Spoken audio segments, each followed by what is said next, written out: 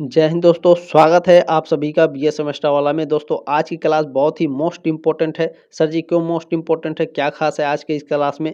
तो देखिए आज के इस क्लास में हम लोग 7 क्वेश्चंस ऐसे देखेंगे जो पिछले 3 सालों में पूछे गए हैं, 2022 में, 2023 में और 2024 में। ठीक है, तो 7 क्वेश्चंस को देखेंगे जो मोस्ट इम्पोर्टेंट है। ये लिखित मॉडल पेपर है। मैं आपको और मॉडल पेपर दूंगा। अभी आपके एग्जाम तो धीरे धीरे नोटिस जारी हो रहा है कि आपका एग्जाम आ रहा है। ठीक है, तो दिसंबर के फर्स्ट वीक से आपके सारे कॉलेज के एग्ज़ाम शुरू हो जाएँगे। ठीक है, ध्यान रखेंगे आप किसी भी यूनिवर्सिटी में पढ़ रहे हो उत्तर प्रदेश के, आप सभी के लिए यह क्लास मोस्ट इम्पोर्टेंट है। जैसे मान लीजिए महात्मा गांधी काशी विद्यापीठ है, राम मनोहर लोहिया अवध विश्वविद्यालय, महात्मा ज्योतिबा फुले रोहिलखंड यूनिवर्सिटी, यहाँ सभी आपके लिखित एग्जाम होंगे। छत्रपति साहू जी महाराज यूनिवर्सिटी है, बीयू झांसी है, लखनऊ यूनिवर्सिटी है, वीर बहादुर सिंह पूर्वांचल यूनिवर्सिटी है, छत्रपति साहू जी महाराज यूनिवर्सिटी है, चंद्रशेखर जननायक चंद्रशेखर जो बलिया में विश्वविद्यालय है, चौधरी चरण सिंह यूनिवर्सिटी है। देखिए साथियों, मैं जिन यूनिवर्सिटी का नाम नहीं ले पा रहा हूँ उसके लिए मैं माफ़ी चाहता हूँ, लेकिन ध्यान रखिएगा उत्तर प्रदेश में जितने भी यूनिवर्सिटी हैं, आप किसी भी यूनिवर्सिटी से पढ़ रहे हो सभी के लिए। जैसे मान लीजिए महात्मा गांधी जी से संबंधित कम से कम 400 कॉलेज हैं महात्मा गांधी से संबंधित, तो सभी 400 कॉलेज में साथियों सभी के लिए इम्पोर्टेंट है। ठीक है, तो उत्तर प्रदेश में जितने भी यूनिवर्सिटी, आप किसी भी यूनिवर्सिटी से संबंधित किसी भी दूसरे कॉलेज में पढ़ रहे हो, आप सभी के लिए इम्पोर्टेंट है। आपको चिंता करने की कोई भी आवश्यकता नहीं है। 3 सालों में लगातार जो पूछे गए हैं उन्हीं को इस क्लास में रखा गया है। ये बात ध्यान रखिएगा, मोस्ट इम्पोर्टेंट आज की ये क्लास होने वाली है। तो आपसे रिक्वेस्ट है कि आप इस क्वेश्चन पेपर और सॉरी ये जो मॉडल पेपर है, लिखित मॉडल पेपर, इसको व्हाट्सएप पर ज़रूर अपने साथियों के साथ साझा करेंगे। ठीक है, जानकारी अगर अच्छी लगेगी तो। और मैं आपको बताऊंगा कि आप एग्ज़ाम में कॉपी कैसे लिखेंगे। ठीक है, ऐसे आंसर लिख करके कॉलेज टॉपर बने। ठीक है, उत्तर प्रदेश में जितने भी यूनिवर्सिटी हैं सभी यूनिवर्सिटी के लिए ये क्लास है। ध्यान रखेंगे बाबू, सबके लिए मोस्ट इम्पोर्टेंट है। ठीक है, चलिए क्लास को स्टार्ट करते हैं। चलिए स्टार्ट करते हैं। इसमें आपके 7 प्रश्न हैं। 7 प्रश्न में ये आपका पहला प्रश्न है। क्या प्रश्न है? आचार्य रामचंद्र शुक्ल के काल विभाजन की अवधारणा को स्पष्ट कीजिए। वेरी वेरी मोस्ट इंपॉर्टेंट ये प्रश्न रहेगा 2024 एग्जाम 2025 एग्जाम के लिए। ठीक है, चलिए देखते हैं। आचार्य रामचंद्र शुक्ल ने हिंदी साहित्य का काल विभाजन उसके विकास और प्रवृत्तियों के आधार पर किया। ठीक है, जो आचार्य रामचंद्र शुक्ल थे इन्होंने हिंदी साहित्य का जो काल विभाजन किया था, ये जो हिंदी है, हिंदी के विकास और हिंदी की प्रवृत्तियों के आधार पर किए थे। ठीक है, उन्होंने इसे 4 मुख्य कालों में विभाजित किया है। वो 4 मुख्य काल कौन-कौन से हैं, ये ऑब्जेक्टिव क्वेश्चन में भी पूछता है। ठीक है, ध्यान रखेंगे। पहला है आदिकाल, यानी आदिकाल को वीरगाथा काल भी कहा जाता है और इसका जो काल रहा है 1050 ईस्वी से 1375 ईस्वी तक रहा है। इसमें वीर रस की प्रधानता है, इसमें वीर रस की रचनाएँ रची गई थीं। राजाओं और योद्धाओं का गुणगान है आदिकाल यानी वीरगाथा काल में। उसके बाद भक्ति काल है। भक्ति काल का जो काल है 1375 से 1700 ईस्वी तक रहा। भक्ति और अध्यात्म पर आधारित साहित्य रचा गया था भक्ति काल में। मुख्य धारा निर्गुण और सगुण। ठीक है, सगुण भक्ति ध्यान रखेंगे। और आपका तीसरा है रीति काल। इसका समय काल 1700 लेकर के 1900 ईस्वी तक रहा। इसमें श्रृंगार प्रधान काव्य, दरबारी संस्कृति और अलंकारों का प्रभाव रहा। ठीक है, चौथा है आधुनिक काल। इसका 1900 से लेकर अभी तक है, ये प्रेजेंट टाइम में।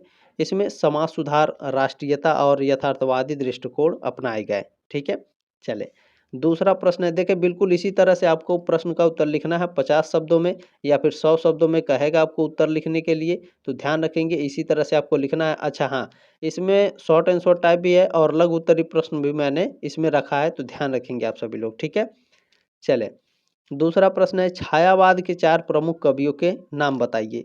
छायावाद हिंदी साहित्य का एक महत्वपूर्ण युग है जिसमें कवियों ने प्रकृति, प्रेम, रहस्यवाद और मानवीय भावनाओं को अभिव्यक्ति दी। ठीक है, इसके 4 प्रमुख कवि हैं। छायावाद के 4 प्रमुख कौन कौन से हैं, ध्यान से देखिएगा आप सभी लोग। इसी तरह से आपको एग्जाम में लिखना है। जयशंकर प्रसाद छायावाद के प्रवर्तक, जिनकी रचनाओं में रहस्य और दर्शन प्रमुख है। दूसरे छायावाद के कवि हैं सूर्यकांत त्रिपाठी निराला। ये स्वतंत्रता और विद्रोह की भावना के कवि हैं। ठीक है, ध्यान रखेंगे। सुमित्रा नंदन पंत है।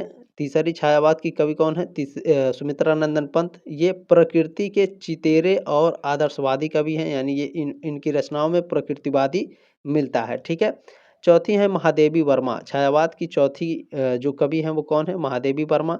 इनकी जो रचनाएं हैं भावुकता और करुणा की कवित्री हैं, यानी इनकी रचनाओं में भावुकता और करुणा मिलता है, जिन्हें हिंदी की मीरा भी कहा जाता है। ठीक है, महादेवी वर्मा को हिंदी की मीरा कहा जाता है, ध्यान रखेंगे।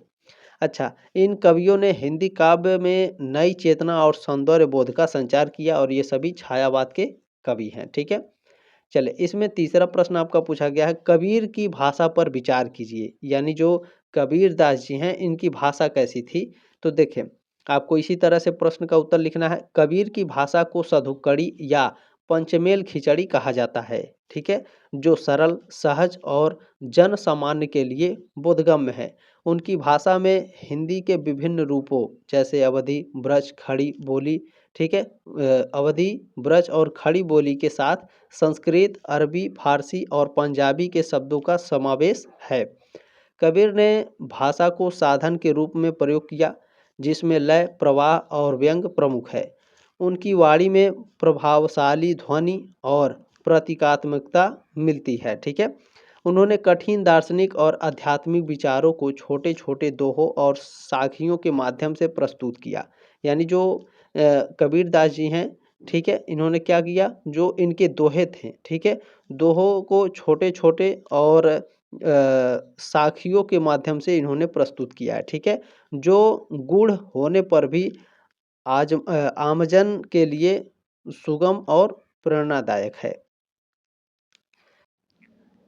चले इसमें चौथा प्रश्न आपका पूछा गया है, भारतेंदु हरिश्चंद्र का जन्म कब और कहाँ हुआ? देखिए, 50 शब्दों में लिखने के लिए अगर किसी का 50 शब्दों में जीवन परिचय लिखना है तो पूरे यूट्यूब पर कोई नहीं बताएगा आपको कि कैसे लिखना है। ठीक है, मैं बताता हूँ 50 शब्दों या फिर 100 शब्दों में आपको कैसे लिखना है। देखिए, 50 शब्द कहेगा चाहे 100 शब्द कहेगा, आपको इसी तरह लिखना है। देखिए, भारतेंदु हरिश्चंद्र का जन्म 9 सितंबर 1850 को वाराणसी उत्तर प्रदेश में हुआ था। उन्हें हिंदी साहित्य के आधुनिक युग का जनक माना जाता है। ठीक है, ध्यान रखेंगे, भारतेंदु हरिश्चंद्र को हिंदी साहित्य के आधुनिक युग का जनक माना जाता है। उनके पिता का नाम क्या था? गोपाल चंद्र। ठीक है, और गोपाल चंद्र जो थे भारतेंदु हरिश्चंद्र के पिता, एक विद्वान और कवि थे जिनका प्रभाव भारतेंदु पर पड़ा। भारतेंदु ने अपने छोटे जीवन काल में हिंदी को नई पहचान दी और अनेक रचनाएं लिखीं। वे नाटककार, कवि और पत्रकार थे। उनकी प्रमुख रचनाएं भारत दुर्दशा और वैदिकी हिंसा हिंसा न भवति है। ठीक है, 15 वर्ष की उम्र में उन्होंने साहित्य सेवा शुरू की और हिंदी को जनमानस से जोड़ा। उनका निधन 6 जनवरी 1885 को हुआ था। और ये सारे पीडीएफ नोट्स मैं भूल गया बताना आपको, ये जो जितने भी मैं आपको प्रश्न का उत्तर बता रहा हूँ सब आपको फ्री में मिलेगा। टेलीग्राम ग्रुप ज्वाइन कर लीजिएगा। जो मैं क्लास सेंड करता हूँ, क्लास के ठीक नीचे मैं आपको पीडीएफ सेंड करता हूँ। पीडीएफ में ये सारे नोट्स आपको फ्री में मिल जाएंगे, एक भी पैसा नहीं आपको पे करना है। ठीक है, सब फ्री में है। फ्री में है, देखिए जो चीज़ फ्री में होता है उसका लोग यूज नहीं कर पाते हैं, सही से इस्तेमाल नहीं करते हैं, क्योंकि पैसा लगा नहीं होता है। तो आप सभी से बहुत ही उम्मीद है, मुझे उम्मीद है कि आप बिना पैसे के ही इसे काफ़ी शानदार तरीके से पढ़ेंगे। तो टेलीग्राम ग्रुप में ये सारा मैं सेंड कर दूंगा, ज़रूर आप लोग देख लेंगे। ठीक है, चले पांचवा प्रश्न है, धूमिल की रचनाओं के नाम बताइए। अब 50 शब्दों में लिखना है। धूमिल के आपने 3-4 रचना का नाम आपको पता है, अब 50 शब्द में कैसे लिखेंगे इसको? देखें, धूमिल हिंदी के प्रसिद्ध कवि हैं जिन्होंने समाज के विभिन्न पहलुओं पर कविताएं लिखी हैं। उनकी प्रमुख रचनाएं हैं, कविता संग्रह इनकी कौन कौन सी है, जैसे सड़क से संसद तक, कल सुनना मुझे, सुदामा पांडे का प्रजातंत्र, ये इनकी कविता संग्रह है। इनकी प्रसिद्ध कविताएं कौन कौन सी हैं? मोचीराम, रोटी और संसद, देश प्रेम, मेरे लिए, ठीक है, पटकथा, आज मैं लड़ रहा हूँ, ये सभी इनकी प्रसिद्ध कविताएं हैं और ये इनका संग्रह है। ठीक है, कविता संग्रह है। तो इसी तरह से आपको लिखना है और आप लोग टेलीग्राम ग्रुप ज्वाइन करके ये सभी डाउनलोड कर लीजिएगा और शानदार तरीके से पढ़िए। ठीक है, चले लघु उत्तरीय प्रश्न, आपके बहुत मॉडल पेपर मैं दूंगा, आपको चिंता करने की कोई आवश्यकता नहीं है। एग्जाम से पहले मैं आपको इतना मॉडल पेपर दे दूंगा इतने शानदार तरीके से कि आप एकदम अच्छे से पास हो जाएंगे। ठीक है, चले इससे बाहर आपका कुछ भी नहीं आएगा। अब लघु उत्तरीय प्रश्न है। लघु उत्तरीय प्रश्न आपको 150 शब्दों में उत्तर लिखने कहेगा या फिर 200 शब्दों में। तो इसी तरह लिखना है, भक्ति आंदोलन के उदय के कारण लिखिए। ठीक है, मोस्ट इंपॉर्टेंट प्रश्न है, भक्ति आंदोलन के उदय के कई ऐतिहासिक, सामाजिक और धार्मिक कारण थे। जैसे पहला कारण है भक्ति आंदोलन के उदय का पहला कारण है सामाजिक असमानता। ठीक है, समाज में जाति-पाति भेदभाव और ऊंच-नीच की समस्याओं से ग्रस्त था। ठीक है, भक्ति आंदोलन ने समानता और भाईचारे का संदेश दिया। उसके बाद भक्ति आंदोलन का दूसरा कारण है धार्मिक कट्टरता। उस समय ब्राह्मणवाद और कर्म कांडों का वर्चस्व था। भक्ति संतों ने इन्हें अस्वीकार करते हुए भक्ति को ईश्वर तक पहुंचाने का सरल मार्ग बताया। ठीक है, चले इसमें आपका अगला क्या है, ध्यान रखेंगे। भक्ति आंदोलन का अगला कारण है इस्लाम का प्रभाव। इस्लाम के एकेश्वरवाद और सरल धार्मिक सिद्धांतों का प्रभाव भक्ति आंदोलन पर पड़ा, जिसने निर्गुण भक्ति की भावना को प्रोत्साहित किया। भक्ति आंदोलन का चौथा कारण है आर्थिक अस्थिरता। विदेशी आक्रमणों और शोषण के कारण जनता पीड़ित थी। भक्ति आंदोलन ने उन्हें अध्यात्म और संतोष का मार्ग दिखाया। भक्ति आंदोलन का पांचवा कारण क्या था, साहित्य और भाषा। संत कवियों ने स्थानीय भाषाओं में रचनाएं लिखकर इसे जन सामान्य तक पहुंचाया। ठीक है, तो भक्ति आंदोलन ने समाज को एकता, सहिष्णुता और आध्यात्मिक जागरूकता का नया दृष्टिकोण दिया। दोस्तों, इसी तरह से आपको लिखना है 150 शब्दों में। ध्यान रखेंगे 150 शब्दों में लिखने के लिए आता है या फिर 200 शब्दों में।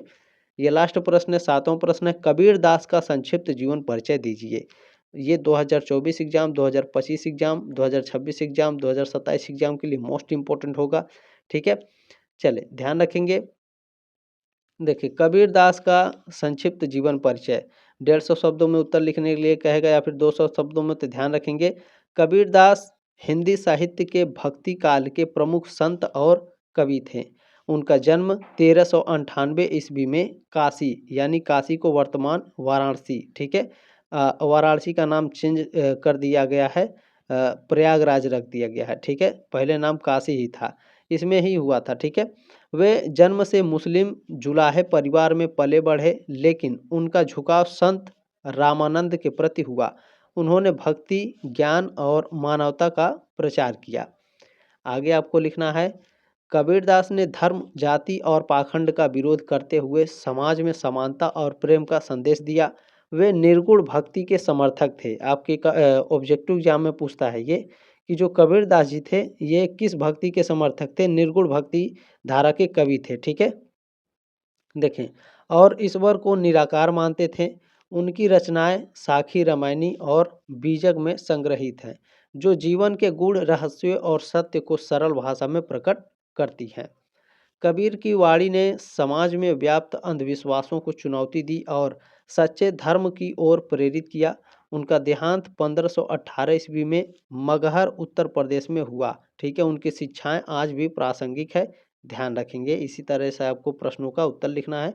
अभी और भी आपके मॉडल पेपर आते रहेंगे, तो चैनल पर सब्सक्राइब जरूर कर लीजिएगा ताकि आप 3 साल हमारे साथ जरूर जुड़े रहें। ठीक है, चले तब तक लिए जय हिंद, वंदे मातरम।